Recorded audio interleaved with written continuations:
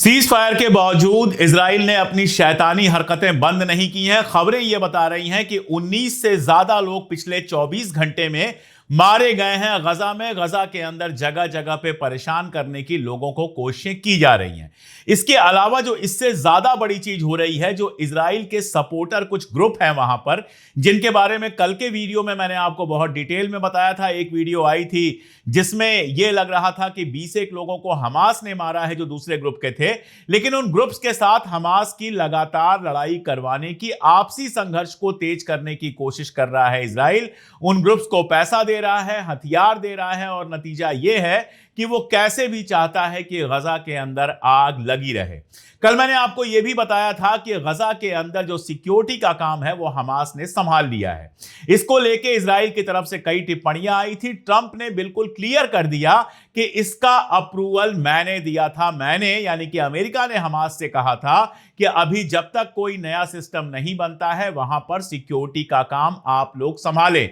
यानी सिक्योरिटी का काम जो हमास वहां पर संभाल रहा है, अपनी पुलिस वहां पर लगाया हुआ है, वो अमेरिकन अप्रूवल से हुआ है। वो किसी सीज फायर का उल्लंघन नहीं है। हमास अपनी तरफ से ही सीज फायर की सारी शर्तें मान रहा है, लागू कर रहा है, सारे लोगों को रिहा कर दिया है, और उसके बावजूद इजराइल की शरारत जारी है। तो आप समझ सकते हैं कि इजराइल के इरादे और नीयत क्या है। इसके अलावा एक बड़ी खबर आई है मॉस्को से। रूस में एक हमला बेकार कर दिया गया है। यह हमला करने वाला था आईएसआईएस। आईएसआईएस इस्लामिक है। रूस के ऊपर उसको हमला करने की क्या जरूरत थी? लेकिन यह खबर आगे बताती है कि यह जो हमला हुआ था यह यूक्रेन के साथ मिलकर हुआ था। यानी आईएसआईएस यूक्रेन की मदद कर रहा है रशिया के खिलाफ। जो आईएसआईएस फलस्तीन की आजादी के लिए एक लफ्ज नहीं बोलता, जो आईएसआईएस कभी इजराइल के ऊपर एक हमला नहीं करता है, वो रशिया के ऊपर हमला कर रहा है, क्योंकि रशिया और चाइना ईरान की सहायता करते हैं, फलस्तीन की सहायता करते हैं। तो आप समझ सकते हैं कि आईएसआईएस इस्लाम के लिए काम कर रहा है, या फिर आईएसआईएस असल में अमेरिका और इजराइल के लिए काम कर रहा है। इसके अलावा इजिप्ट में जो मीटिंग चल रही है उसको लेकर और भी कई सारी खबरें हैं। देखते रहिए पूरा वीडियो।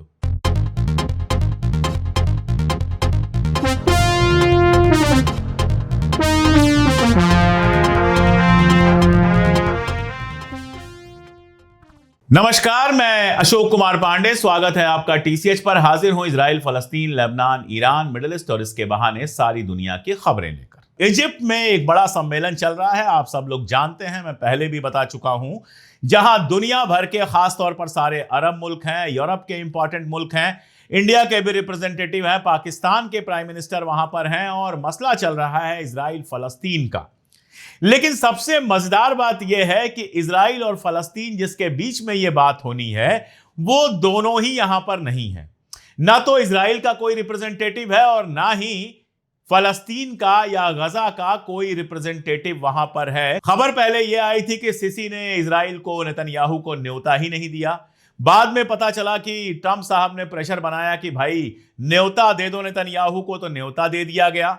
नेतन्याहू ने अपने सूट वूट पैक भी कर लिए थे। लेकिन फिर यह खबर आई कि एर्दोगान का फोन आया सीसी को, और ट्रंप से भी बात हुई कि अगर वहां पर नेतन्याहू होगा तो मैं वहां पर नहीं आ पाऊंगा, मेरा प्लेन जो है वो इजिप्ट में लैंड नहीं करेगा, शर्म अल शेख में जो मीटिंग चल रही है मैं उसमें शामिल नहीं होऊंगा। कहा जा रहा है कि कई सारे और अरब नेताओं, यहां तक कि सीसी को भी दिक्कत थी। दिक्कत क्या हो सकती है आप जानते हैं ना?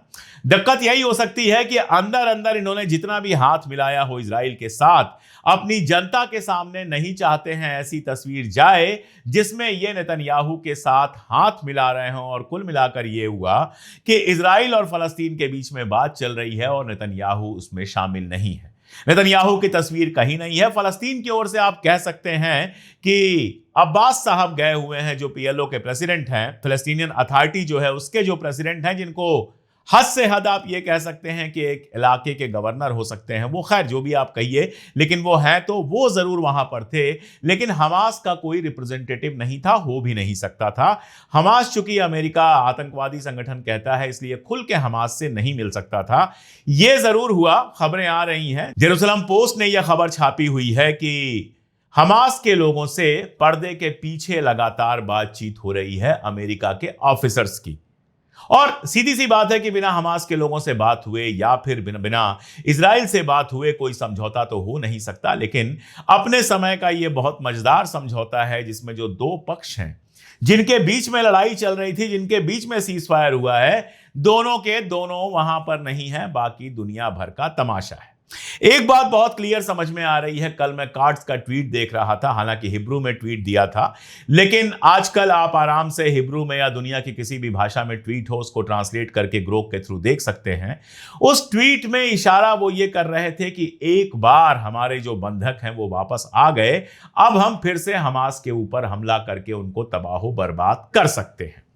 लेकिन ये बातें सिर्फ अपनी जनता को सुनाने के लिए हैं, तालियां बजवाने के लिए हैं। जैसे हिंदुस्तान और पाकिस्तान में कश्मीर के नाम पर इधर से कहा जाता है कि हम पाकिस्तान वाले कश्मीर पीओके पर कब्जा कर लेंगे, वहां से कहा जाता है कि हिंदुस्तान के पास जो कश्मीर है हम उस पर कब्जा कर लेंगे। दोनों को पता है कि कब्जा वब्जा तो होना नहीं है, लेकिन अपनी अपनी जनता की तालियां बजवाने के लिए इस तरह की हरकतें हिंदुस्तान और पाकिस्तान जिस तरह से करते रहते हैं, वैसे ही इजराइल के जो मिनिस्टर हैं, जो एक तरह से इस जंग में हार चुके हैं, 2 साल में कुछ बड़ा हासिल नहीं कर पाए, फाइनली समझौता करने के बाद ही अपने लोग इनको वापस मिलाए और इनको भी फलस्तीन के बड़े संख्या में लोगों को छोड़ना पड़ा।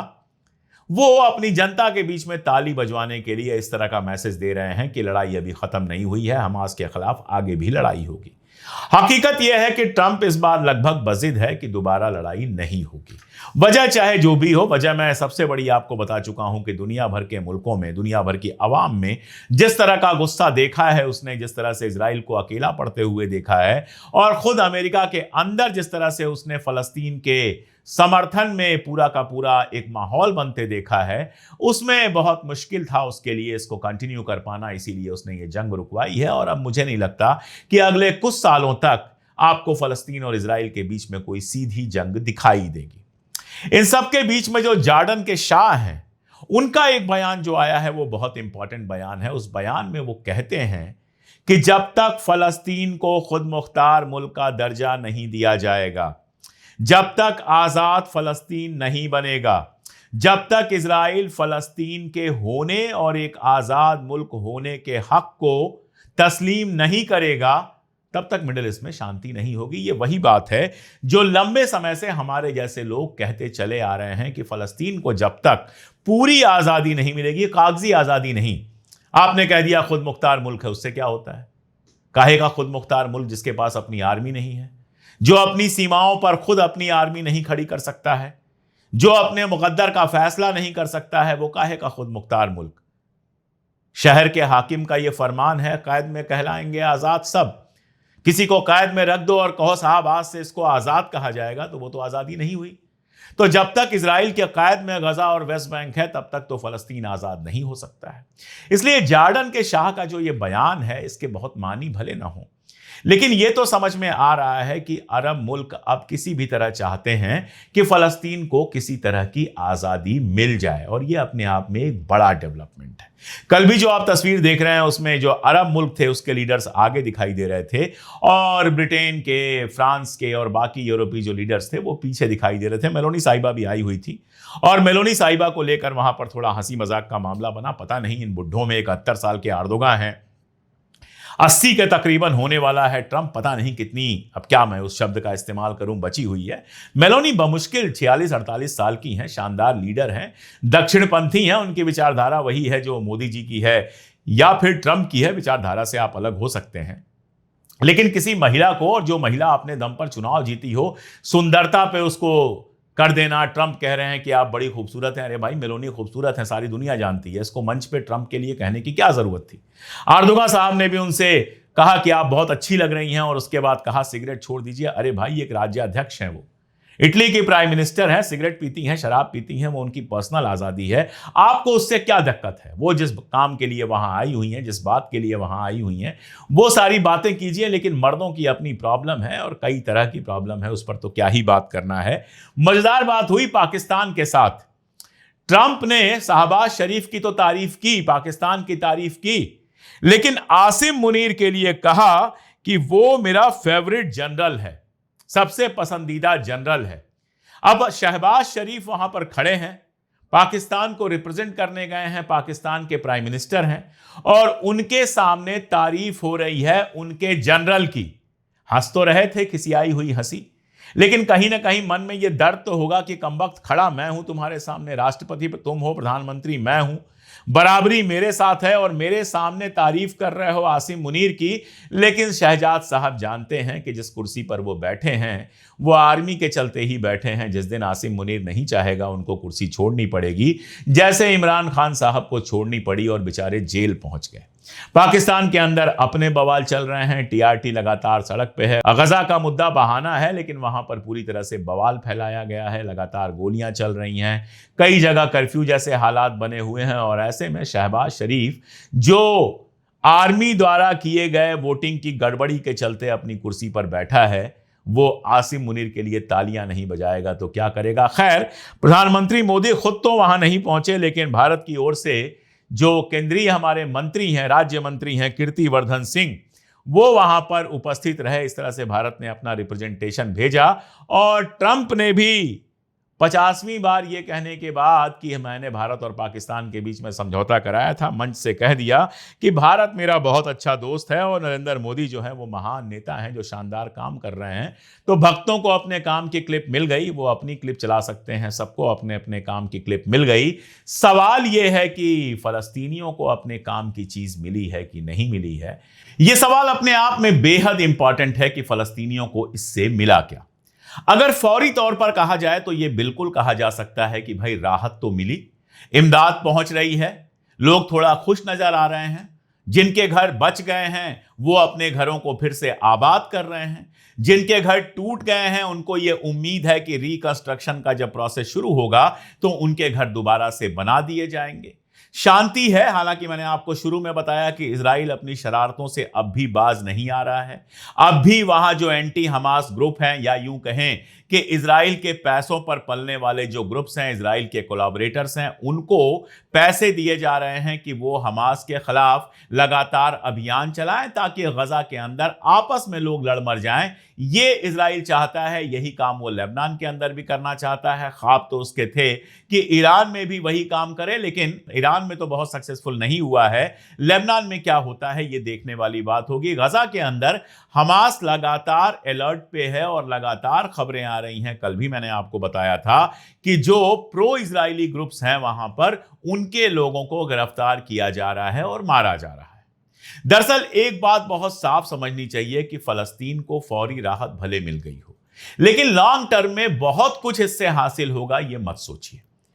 यह पहली बार हुआ है और यह निश्चित तौर पर यह स्वागत योग्य बात है। इस बात का एहतराम किया जाना चाहिए कि पहली बार इस तरह की बातचीत में जॉर्डन जैसे मुल्क ने, जहां के शाह अक्सर अमेरिका की आवाज में ही आवाज मिलाते हैं, ज्यादा कुछ उनके बड़े बयान आते नहीं हैं, उन्होंने सीधे सीधे कहा कि फलस्तीन को आजादी मिलनी चाहिए। और जब तक फलस्तीन को आजादी नहीं मिलती है, जब तक फलस्तीन के फैसले फलस्तीनी लोग खुद नहीं लेते हैं, तब तक उस इलाके में शांति नहीं होगी। ये बात जो आई है ये अपने आप में बहुत इंपॉर्टेंट बात है और ये बात दबी आवाज में लगभग सभी अरब मुल्कों ने किसी न किसी मोड़ पर पिछले कुछ दिनों में की है। तो एक बात तो आप समझ जाइए, जो इस पूरी लड़ाई में साबित हुआ वो ये कि अब फलस्तीनियों को फलस्तीन से बाहर निकालना मुमकिन नहीं है। पहले जब वो निकले तो उनको उम्मीद थी कि लौट के आ सकेंगे, लेकिन आज जो फलस्तीनी वहां पे हैं वो जानते हैं कि एक बार हमने अगर सीमा क्रॉस कर दी, अगर गजा के बाहर हम चले गए तो दोबारा अपने गजा के घरों में हम लौट कर नहीं आ पाएंगे। तो वो छोड़ के जाने वाले नहीं हैं। अगर 2 साल की जेनोसाइड के बाद वो बाहर नहीं गए हैं तो अब वो बाहर नहीं जाएंगे। दूसरी बात, अरब मुल्कों के सामने अब ये बिल्कुल साफ है कि फलस्तीन का मुद्दा अगर हमेशा हमेशा के लिए हल नहीं होगा, और जो एक ही हल हो सकता है कि इजराइल फलस्तीन को एक आजाद मुल्क का दर्जा दे, फलस्तीन को वो सारे हक व हकूक दिए जाए जो किसी आजाद मुल्क के पास होने चाहिए। अगर ये नहीं होगा तो सारे अरब मुल्क जानते हैं कि आज नहीं तो कल लड़ाई फिर शुरू होगी। और ये भी जानते हैं कि इजराइल की जो भूख है, जमीन को लूटने की इजराइल की जो भूख है, वो सिर्फ गजा और वेस्ट बैंक के लूट से पूरी होने वाली नहीं है। ये भूख जॉर्डन की जमीन भी चाहती है, सऊदी अरबिया की जमीन भी चाहती है, लेबनान की जमीन भी चाहती है, सीरिया की जमीन भी चाहती है और ईरान को अपने कब्जे में करना चाहती है। जमीन भले ना कब्जे में कर पाए लेकिन ईरान को कमजोर करना चाहती है। फायदा वो इस बात का उठा रही है कि ईरान और जो रेजिस्टेंस है, जिसमें हूथी आते हैं, जिसमें हिजबुल्लाह आते हैं, इनके खिलाफ सऊदी अरबिया और बाकी अरब मुल्क लगातार रहे हैं, कुछ हिस्ट्री से और कुछ फर्स्ट वर्ल्ड वार के बाद से और कुछ इस बात से कि जहां इन सब ने अमेरिका को तस्लीम किया अपने लीडर के तौर पर, जहां इन सब ने बादशाह की तरह स्वीकार किया अमेरिका को, वहीं ईरान अमेरिका के सामने सीना ताने खड़ा हुआ है। तो कई बार ईरान से इनकी जो दुश्मनी होती है वो इजराइल के फेवर में जाकर बैठ जाती है। मैंने आपको बताया था कि कैसे जब गजा के अंदर जेनोसाइड चल रहा था उस समय कतर के अंदर इजरायली आर्मी के ऑफिसर्स के साथ अरब मुल्कों के आर्मी के ऑफिसर्स ने ट्रेनिंग्स ली हैं। उधर आर्दोगान के अपने सपने हैं जिनका फायदा अमेरिका उठाया करता है, इसीलिए इस मीटिंग में भी आर्दोगान की बहुत सारी तारीफें की हैं ट्रंप ने। इन सब जो आपस की लड़ाइयां हैं इनका फायदा उठाकर ही अमेरिका और इजराइल तमाम अरब मुल्कों के ऊपर धौंस जमाते रहते हैं। लेकिन कतर के हमले के बाद ऐसा लगता है कि अरब मुल्कों को भी ये हुआ है, ये लगा है कि इजराइल को अगर ऐसे ही छूट मिलती रही तो कल हमारे लिए भी बहुत मुश्किल होगी। इसलिए अगर ईरान के साथ इनका कोई मिनिमम रिलेशन बनता है, हालांकि मैं आपको बता दूं कि इजिप्ट वाला जो समारोह हुआ है, इजिप्ट में जो पीस कॉन्फ्रेंस चल रही है या हुई है, उसमें ईरान शामिल नहीं हुआ है। ईरान ने कहा कि हम वहां नहीं जाएंगे। लेकिन इसके बावजूद अगर ईरान के साथ इनका कोई मिनिमम रिलेशन बनता है और अगर ईरान और अमेरिका में आगे चलकर कुछ भी अंडरस्टैंडिंग होती है तो आप ये समझिए कि इजराइल के लिए मुश्किलात और बढ़ने वाली हैं और फलस्तीन के लिए आज़ादी का रास्ता खुलने वाला है। तो 2 साल की इस जंग, इतनी सारी कुर्बानी और इतने ज़बरदस्त सब्र के बाद फलस्तीनियों को कुछ नहीं मिला है, ये कहना गलत है। और ये कहना भी गलत है कि फलस्तीनियों को वो सब कुछ हासिल हो गया है जिसके लिए वो लड़ रहे थे। आज़ादी वो पहली और आखिरी चीज है जो फलस्तीनियों का हक है और फलस्तीनियों को जब तक वो आज़ादी नहीं मिलेगी, मिडिल ईस्ट और दुनिया में शांति का ख्वाब तब तक पूरा नहीं होगा। उम्मीद कीजिए कि आज नहीं कल इजराइल और अमेरिका भी किसी मजबूरी में इस बात को समझेंगे। जैसे एक मजबूरी में ये जंग रुकवाई है, वैसे ही किसी मजबूरी में इस बात को समझेंगे। और जो मैं हमेशा कहता हूं कि अपनी ज़िंदगियों में हम वीज़ा लेकर फ़लस्तीन घूमने जाएंगे और उन जगहों पर अपना सर झुकाएंगे जहां इन शहीदों के लिए बड़े बड़े स्मारक बनेंगे। आज के लिए इतना ही, बहुत शुक्रिया।